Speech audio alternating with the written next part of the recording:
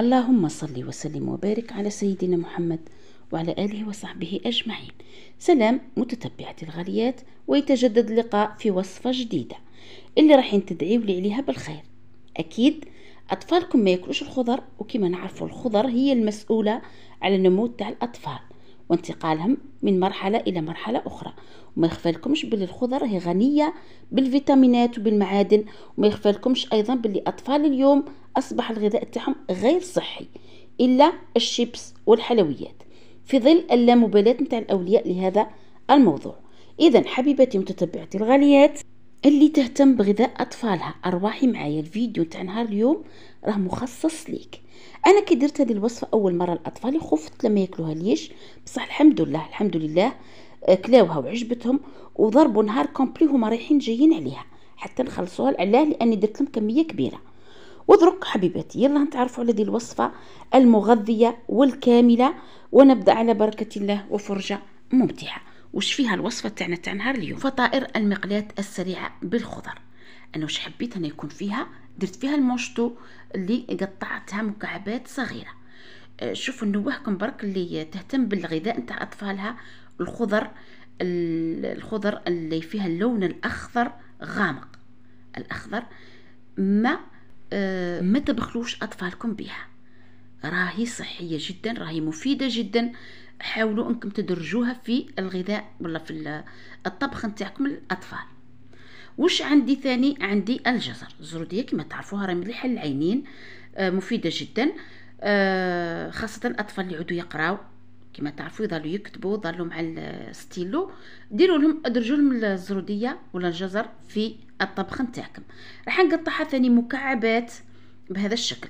انا حاولت انه التقطع ولا التقطيع نتاع الخضر تاعي كنت كامل بنفس الحجم. روحي معها بشويه حتى تكملي، ديري حبه زوج، يعني تي وش عندك تي وش حبيتي. المهم انك توفري لهم الخضر في الطبخ نتاعك. اول خطوه راح نديرها شن هي؟ رايحه نديرهم يفوروا في الكسكاس على الماء باش يكون يعني الصحي بالتمام والكمال. هذه هي النص راح ندير فيه الجزر، والنصف الاخر راح ندير فيه اللوبيا الخضراء. كما راكم تشوفوا راح نحطها تفور. ليه راح نطيب لكم، يعني مش راح تطول، مش راح تستغرق وقت طويل. بعدها مباشره عندي الفلفل الحلو. حبيتوا ديروا فلفل الوان، انا فضلت يعني كي عرفت باللي الخضر الخضراء راهي مفيده جدا لصحه الاطفال ولا صحه الانسان بصفه عامه، قلت ندير فيها الفلفل الاخضر. حبيتوا تزيدوا الاحمر، حبيتوا اذا كان متوفر عندكم الفلفل الاصفر كيما حبيتوا. المهم راح نقطعوا كيما راكم تشوفوا بالشكل هذا على شكل مربعات. رايحه مباشره واش راح نزيد؟ النوع الاخر هو الطماطم اللي راهم مصنفينها على اساس فاكهه، نقدروا نقولوا خضر ونقدروا نقولوا فاكهه. شوفوا واش راح ندير. راح نقسم الحبه تاعي الى 4، نحي لها اللب هذاك اللي فيه الزريعه، ونخلي القشره هذيك اللي جايه من فوق كما راكم تشوفوا. وراح نقطع بنفس الطريقه نتاع الخضر الاولى اللي قطعتها مكعبات صغيره. هاوليك شوفوا الطريقه نتاع التقطيع.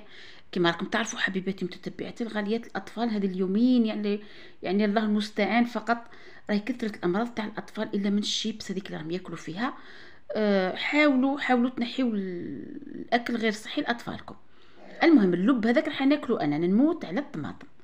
عندي الزيتون الاخضر اللي كنت غليته، تحبوا تبيتوه يعني في الماء، تروح له الملوحيه ديك ولا تغليوه مره ولا زوج، تنحيوا له الملوحيه ديك الزايده. الكاشير بما انه الاطفال خي تعرفوهم يا البنات، كي يعرفوا باللي هذه الطبخه نتاعكم درتوها فيها الخضر وحدها، راح يكون تردد في الاكل نتاعها. بصح كي تضيفوا لهم حوايج فيها ياكلوها، مثلا الكاشير كيما الفرماج كيما الزيتون كيما السردين، مش راحين يتردوا راحين ياكلوها. انا ولادي ما حبوش مره الاولى، قلت لهم هاكم، قالوا شنو هذه؟ قلت لهم فيها الكاشير وفيها الزيتون فيها الفرماج، خليت الخضر حتى نكتشفوها وحدهم. فهمتوا يا البنات؟ على العموم قطعت ثاني كما راكم تشوفوا الكاشير بنفس الطريقه مكعبات. هنا الفرماج حبيتي تقطعي، حبيتي تسكرفجيه ولا تربيه في السكرفاج الخشين كما حبيتي. هذه هي الدبشه. كما قلت لكم راني ركزت درت 3 انواع تاع خضر اللي باللون الاخضر، اللي كانت المشطو، كان الفلفل الحلو، وكانت الدبشه ولا الكزبر. هذه الخضر الخضراء اللي راهي غنيه جدا بالفيتامينات، تعتبر من الخضر المطالب باستهلاكها يوميا. عندي الزروديه نتاعي بعد اللي فارت، الزروديه والمونشطو ثاني اللي هي فارت لي وبردت. ودرك حبيباتي متتبعتي الغاليات حندير الخليط اللي راح نطيب فيه الخضر هذه. وش فيه؟ عندي 2 بيضات رايحه نخفقهم بالفوي مليح بهذا الشكل، وراح نزيد عليها اضافات اخرى اللي كانت ضفت عليها 2 كيسان تاع ماء اللي يكون شويه دافي شويه دافي، مش سخون ياسر. ردوا بالكم هذه النقطه راه فيها البيض. بعد اللي انا نخرج لي كاس فقط نتاع الماء، الكاس الاخر مخرج ليش. عندي 2 كيسان تاع حليب ثاني اللي يكون دافي، وراح نستمر في الخفق مليح مليح يكون دافي فقط. عندي مغرف تاع خميره الخبز، وراح نضيف عليها ملح فلفل كحل و2 إلى 3 فصوص تاع ثوم اللي كنت رحيتهم. شوفوا هنا هذه للتنكيه فقط، يعني البنات كي تعود مره في 3 شهور 4 شهور ديري حبه تاع جامبو كيما هك، لا مضره في الامر، بصح تاع كل يوم راهم يقولوا غير صحيه. هنا حبيتي ديري حبيتي ما ديريش، كيما راني نقول لك زيدي واحده خميره كيميائيه. هنا كنت صايمه، اسمحوا لي حبيباتي متتبعتي الغاليات. هنا تفكرت بلي من المفروض اني ندير الفرينه هي الاولى ومن بعد نضيف الخضر، معليش لا مضره في الامر، يعني وهكاك وخرجت على الكيف. راح ندير قبل ما نلوح الخضره، قبل ما نضيف الخضر راح نضيف 3 كيسان تاع فرينه، خلطهم مليح كيما الكريب يا البنات، كيف الكريب. راح نخلط هنا في الاول درت 2 كيسان ومن بعد ضفت الكاس الثالث. نخلط الفرينه تاعي مليح مع الخليط هذاك. شوفوا هنا انا ما ضفتش الخضره الاخرى حتى تفكرت بلي لازم الفرينه هي الاولى. اسمحوا لي بركي البنات، المهم انتم استدركوا الامر هذا. نخلط مليح بالفوي كما قلت لكم 3 كيسان تاع الفرينه، وراح نضيف التشكيله تاع الخضر اللي كانت التشكيله الاولى وهذه. وش تقولوا يا البنات؟ خضره يعني صحه وعافيه لاطفالنا ان شاء الله يا ربي. حنخلط المكونات نتاعي. شوفوا هنا اذا كنتوا لقيتوا الخليط نتاعكم جاكم خاثر ياسر، حاولوا تضيفوا عليه شويه تاع الحليب، حليب ولا الماء، يعني انا نفضل الحليب.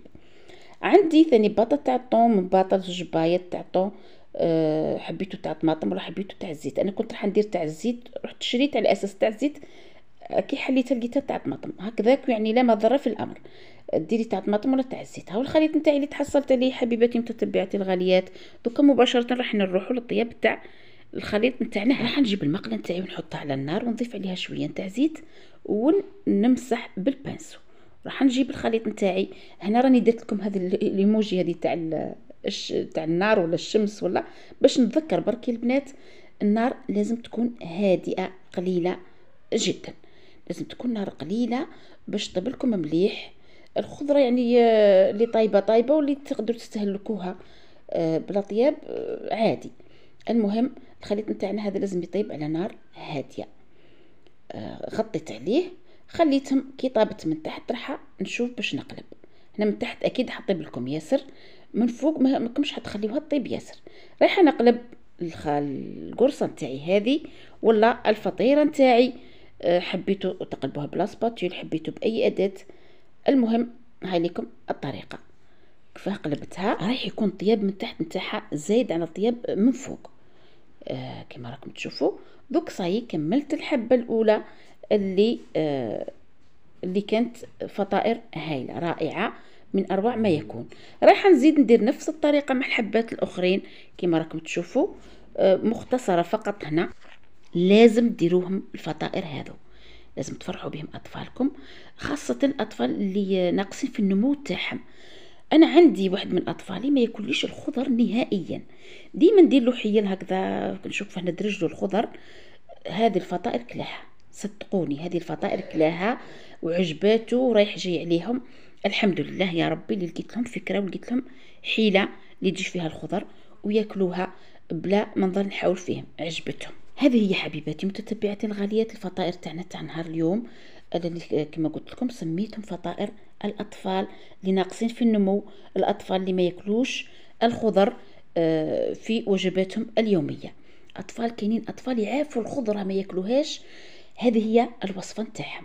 حبيباتي متتبعتي الغاليات، نتمنى تكون عجبتكم الوصفة تاع نهار اليوم، نتمنى تجربوها وتنجح لكم وتدرجوها ضمن الوجبات اليومية لأطفالكم. وصلنا لنهاية تاع الفيديو، نتمنى حبيباتي متتبعتي الغاليات ما تبخلوش عليا بذاك الجام. وهذه هي الفطائر تاعنا نتاع نهار اليوم، نلتقي في وصفة جديدة بإذن الله. إلى ذلكم أترككم في رعاية الله وحفظه، وأستودعكم الله الذي لا تضيع ودائعه. والسلام عليكم ورحمة الله وبركاته.